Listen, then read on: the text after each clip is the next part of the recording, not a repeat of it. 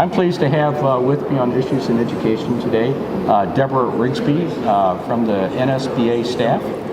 The program that she would like to share with you all that is of great value to school districts is the IDEA campaign, IDEA. And why don't you share what that's about and the success that you've had with it? Sure. This is about special education programs in our school districts and the federal investment for IDEA, as well as the need to reauthorize that. And IDEA is the Individuals with Disabilities Education Act.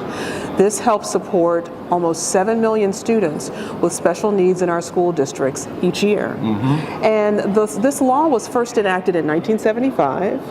Congress decided that they wanted to invest up to 40% of the cost of IDEA to educate students with disabilities to address those special and unique needs. And so the dilemma here is that Congress has never reached that 40%. So many of our school boards, school districts advocate each year about increasing the federal share of the investment for IDEA to reach that 40% promise.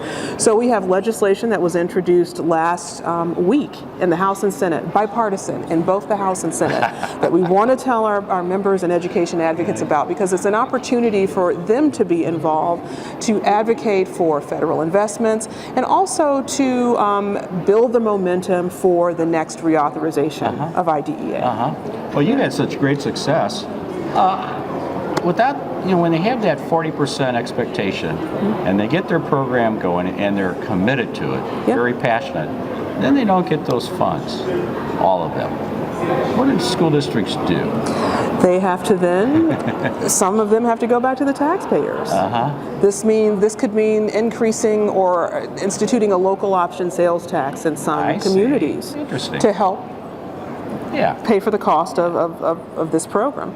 And then not only that, it means shifting funds from other portions of a school district's budget to comply and fulfill the obligation and the priority for special education. So this is key here. This is key. On average, the federal government devotes about $1,770 per student under IDEA each year. And that's nowhere near the cost of an individualized education plan, as many of our school board members and administrators would attest to.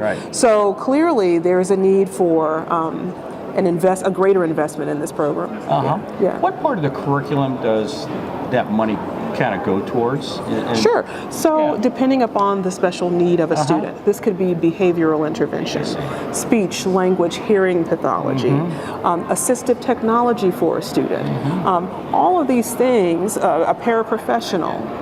So all of these things are included when a school district, other entities involved, work with parents, collaborate with them to develop a plan that will meet the unique needs of a child in special education. So clearly it's designed for each child. Well, it seems like what you do is establish a common standard, if you will, quality control among all districts, and give them that kind of leadership. And I bet they're looking for it. And we have some districts that are doing some innovative things too. One district in Greenville, South Carolina, school board member initiated a program to combine CTE into part of that curriculum for special education. Now this program is replicated throughout the state. The state has invested to make sure that it is expanded and offered to school districts throughout South Carolina, where when students graduate, they participate in this program. It's a great example of public-private partnerships, and the students are now able to graduate on a path towards apprenticeships and credentialing in various disciplines.